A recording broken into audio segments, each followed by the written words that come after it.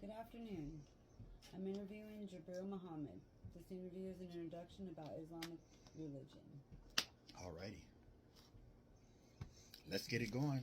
So, can you tell me where you were born? Originally born in Gary, Indiana. Well, not necessarily born in Gary, Indiana, the city. Was born in Maryville, Indiana, which is like a sub. Well, it's not a suburb, but it's like a little bit. What would say from here would be south of Gary.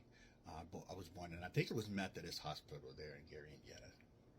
Hmm. And when did you grow up in Gary, Indiana? Pretty much, yeah. I How was your childhood? Well, I wouldn't. Me personally, I wouldn't trade my childhood for anything. The only thing I could think of trading my childhood for is for Donna. That's the only thing I could think of trading my childhood for. But no, I had a really good childhood. My mom and my dad, they separated at the age of I think I was around 8 when they separated. But my dad was still an active part of my life. He was always there. So My it mom. didn't seem to affect you any? No, not at all. No. Oh, that's a good thing. Yeah. And when you hit your teenager status, how did life change for you? Well, the biggest thing that happened is when I turned 12, I was playing basketball. I was all into basketball. So that's all I wanted to do from 12 all the way up until I graduated from, college and stuff like that. I mean, high school, and I wanted to go to college and play basketball. But had a hiccup in the road. Wasn't necessarily a hiccup, but it was a good thing in the road for me. I was in class one day, and a brother was sitting in front of me. I didn't know who he was, but I had just seen the Malcolm X movie, and I was very interested in what somebody was saying in class. They said, well, the Nation of Islam killed Malcolm X. The Nation of Islam killed Malcolm X. And I said, yeah, they sure did. And if I could see one of them, I would do this and I would do that. Well, lo and behold, the brother sitting in front of me was a member of the Nation of Islam. And I'd just seen the movie too. So that's how you found out? That's how I found out about Islam. Okay. He says, if you want to hear the truth, come with me. And I did. Yeah. What interested you the most when you first found out about Islam? The thing that, and this is one of the things that I think most Nation of Islam members that have came up under the Honorable Minister Louis Farrakhan, most of us will tell you that he was the one that got us into the Nation of Islam. It's usually a speech. With me, it was just his presence and just the way he carried himself and his speech, how powerful he spoke. It got me because I'm like, okay, yeah, he can represent. I want to represent him. That's who I want to be like. I want to be like him. So he shared enough caring and kindness that made you feel comfortable enough to honor his teaching. Oh yes, absolutely, yep. He was. That's what they call him the charmer for a reason. Well, there you go. He's the charmer, definitely. So did you join the NOI? Yes, I joined the NOI, which is different. I'm pretty sure we'll get into it later. But joining the Nation of Islam and joining Orthodox Islam or Sunni or whatever type of Islam you join, it's different. Instead of usually us doing shahada like we normally, they don't in the Nation of Islam. You have to recite something that was written by Elijah Muhammad.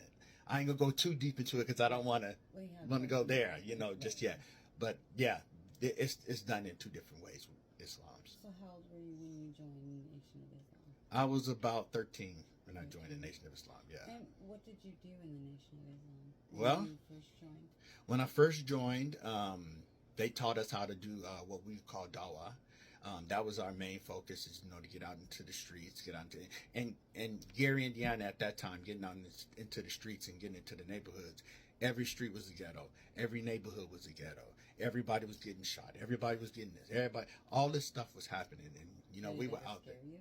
No, never scared me because I had built up myself to where I was very capable of being in any gang neighborhood back in Gary. Because once I put on that suit and bow tie, or I put on the FOI uniform, that was all she wrote. So you got more respect. Oh, absolutely, yes, absolutely. Gotcha. Now, did you live in the Nation of Islam, or did you get to live at home? Oh, I lived at home. Well, I was a member of what was Mosque number 33 in Gary, Indiana. Okay. So we spent most the brothers down there. When you're in the Nation of Islam, you really don't have a lot of free time. Right. Your free time is spent at the mosque, and you're doing something at the mosque to embetter the Nation of Islam. Okay. You're not doing nothing to embetter yourself, but you're doing something to embetter the Nation of Islam. We'll get into that a little bit later. Mm-hmm. So how long were you with Nation of Islam? I was with them roughly about 5 years before I got kicked out. And do you remember reasons why you were kicked out? Oh yeah. One of the main reasons was I started rebelling a lot because I was only 17, 18 when I got kicked out. Yeah. I started rebelling a lot because the teachings started to not make sense, and I started to start making questions and bringing up questions and not having the drive that I once had when I was younger.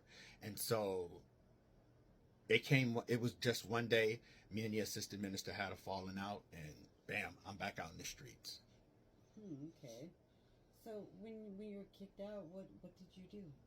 What was I went astray. I mean, I grew braids, started getting tattoos, piercings, anything you could think of that I shouldn't have been doing. I started doing it because I didn't have a teenage time. I didn't have a teenage life. So you didn't join any gangs. You just stayed yourself. I stayed neutral. I was around vice lords and disciples.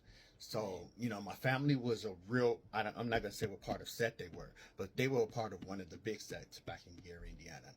And I could pretty much, I could flow anywhere because I had the moniker of being a member of the Nation of Islam, a Muslim. Mm-hmm. So when they saw me, they saw Islam. Even though I wasn't in it anymore, right. I still represented that. So I could go anywhere in the neighborhood with anybody and play ball. I was a ball player.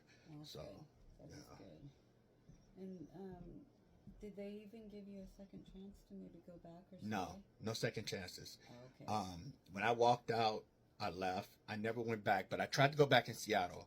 And when I went into the mosque in Seattle, I sat down. They all looked at me like I was crazy. And they said, "Who are you? Where are you from?" I told them I was, at that time, I was Charles X. And no, it was Charles Muhammad because Brother Farrakhan had given us the Muhammad at that Savior's Day. I totally forgot where I was going with that. You were now telling us about the mosque in Seattle. Yeah. So, I went in there and they asked me who I was. I told them, Charles Muhammad. And they went into the back. It took them about 15 minutes and they came out and said, "You need to go." They said, "You need to leave." It was the minister, the captain, and the lieutenant. So that's and they how said, "You need to go." that all the mosques are Yeah, together. they said, "You need to leave." And at that point, I left and said, "I'll never go back to Islam again. Never." Okay, so you answered the next question for me because I was going to ask you if you tried to go to another mosque, and you just answer that. So, how was your life after you were kicked out of the Nation of Islam and your second attempt to go back? How did life change for you? You said you went astray, so kind of how did life change for you? I mean, well, I kind of still kept and that's one of the things about the Nation of Islam. They're very good at brainwashing people, and especially brainwashing young African American men. I was brainwashed pretty much. I was conditioned to only think a specific way. So that's the way I thought until I actually started going to church. When I started going to church, then all the things that I was taught in the Nation of Islam, when I found Christianity was so much more easier. It wasn't that it was the truth. It was just easier to practice than it was to practice Islam. So I went into Christianity wholeheartedly. I ain't got to pay for my sins. All I got to do is Jesus is going to pay for them. I can just sin up and just say, "God, forgive me." He paid for my sins. So I did that for a long time and got tired of it, and then I really went with no religion at all. So. Okay, well, since you went astray, how did you come back to being an Islamic religion? I mean, what made you decide that you wanted to become reverted, is it? Yeah, reverted.